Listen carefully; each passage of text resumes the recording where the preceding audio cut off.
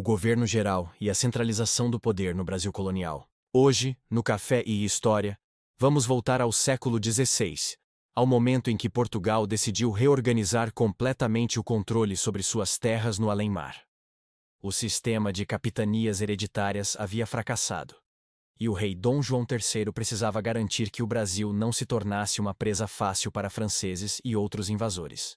É aí que nasce o governo geral, uma nova forma de administrar e centralizar o poder na colônia portuguesa. Então pegue seu café, encha sua xícara, dê um gole, e vamos viajar pela história do Brasil. A crise das capitanias e o nascimento do governo geral. Quando as primeiras capitanias hereditárias foram criadas, em 1534, Portugal esperava resolver dois problemas de uma vez só: ocupar o território, para evitar invasões estrangeiras, e reduzir custos, já que seriam os donatários, particulares, a financiar a colonização.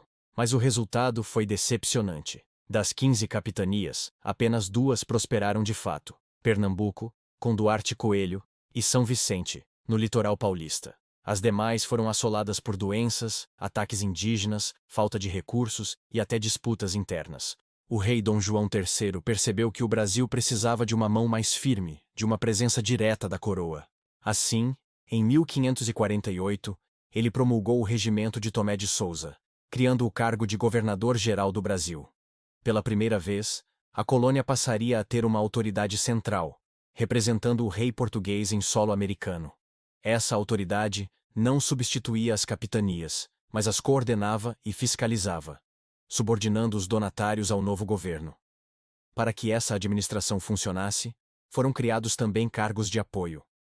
O ouvidor-mor, responsável pela justiça; o provedor-mor, encarregado das finanças e tributos; o capitão-mor, responsável pela defesa; e o alcaide-mor, encarregado da segurança e administração local da nova capital, Salvador. A cidade de São Salvador da Baía de Todos os Santos, fundada em 1549, tornou-se a primeira capital do Brasil. Uma cidade planejada, murada, com forte presença religiosa, o símbolo do poder português na América. Tomé de Souza. O primeiro governador-geral. Tomé de Souza chegou ao Brasil com uma comitiva de cerca de 1000 pessoas, entre soldados, funcionários, artesãos e religiosos. Entre eles, os primeiros jesuítas, liderados pelo padre Manuel da Nóbrega. A missão dos jesuítas era dupla: evangelizar os povos indígenas e garantir a presença moral e cultural da Igreja Católica na colônia. Em 1551, foi criado o primeiro bispado do Brasil, chefiado por Dom Pero Fernandes Sardinha, um marco da organização religiosa colonial. Tomé de Souza organizou o território, incentivou a construção de engenhos, a criação de gado e a produção agrícola. Também estabeleceu regras para o comércio e a defesa, e construiu fortalezas no litoral. Era o início de uma burocracia colonial que ligava o Brasil diretamente à metrópole. E, ao mesmo tempo, o embrião de uma estrutura política que deixaria marcas profundas na nossa história: centralização, hierarquia e obediência à coroa. Duarte da Costa e os primeiros conflitos. Em 1553, Duarte da Costa assumiu o cargo de segundo governador-geral. Foi sob seu governo que chegou ao Brasil outro grupo de jesuítas, entre eles, um jovem chamado José de Anchieta. Anchieta se uniu à Nóbrega e juntos fundaram o Colégio de São Paulo de Piratininga, origem da atual cidade de São Paulo. Mas o governo de Duarte da Costa foi turbulento. As relações entre colonos e jesuítas se deterioraram. De um lado, os colonos queriam escravizar os indígenas para o trabalho nos engenhos. De outro, os padres defendiam a catequese e a convivência pacífica.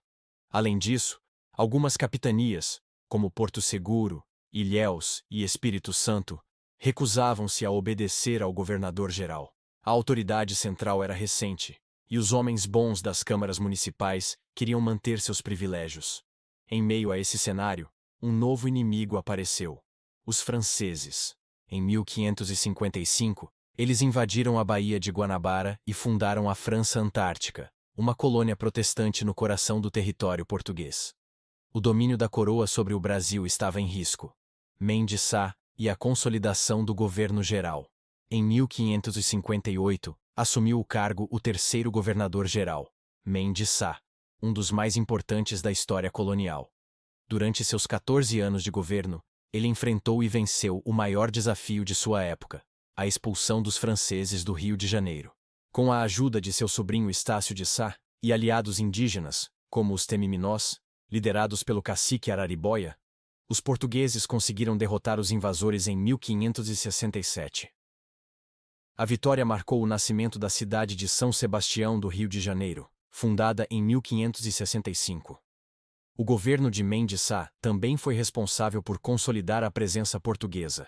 Reforçou o sistema defensivo, incentivou a agricultura e o comércio, e apoiou a expansão das missões jesuíticas. Foi sob sua administração que o governo geral se firmou como instituição duradoura, símbolo da autoridade régia na América. Mas, ao mesmo tempo, surgiram as contradições que marcariam o Brasil por séculos: concentração de poder, disputa entre igreja e Estado, e resistência local dos grandes proprietários. Após a morte de Mendes Sá, seu sucessor, Dom Luís Fernandes de Vasconcelos, foi atacado por piratas franceses e nunca chegou ao Brasil. Diante do caos, o rei Dom Sebastião I, em 1572, decidiu dividir o Brasil em dois governos gerais. O do norte, com capital em Salvador, sob Dom Luís de Brito, e o do sul, com capital no Rio de Janeiro, sob Antônio Salema. A intenção era melhorar o controle sobre um território cada vez maior e difícil de administrar. Mas a comunicação precária e os interesses divergentes tornaram o sistema inviável. Em 1578, a divisão foi extinta, e o governo voltou a ser unificado em Salvador, sob Lourenço da Veiga, que governou até 1608. Esse episódio mostrou os limites do poder português e as dificuldades de administrar uma colônia continental. Mesmo assim, o governo geral continuou existindo até o século XVIII, coexistindo com as capitanias hereditárias até sua extinção final em 1759, sob o comando do Marquês de Pombal. O governo geral marcou o início da centralização política no Brasil. Foi o primeiro passo para a criação de um Estado colonial organizado, com leis, impostos e autoridades oficiais. Ao mesmo tempo, revelou a complexidade da sociedade colonial. O poder das oligarquias locais, os homens bons, os conflitos entre colonos e jesuítas, as alianças e guerras com os povos indígenas, e a constante ameaça de invasões estrangeiras. Mesmo após o fim formal do sistema, a ideia de um poder centralizado, vindo de cima para baixo, continuaria moldando a história política do Brasil, da colônia ao império, e até os dias de hoje. O governo geral foi, portanto, a semente do Estado brasileiro. Uma semente plantada em solo baiano, regada por conflitos, fé, ambição e resistência.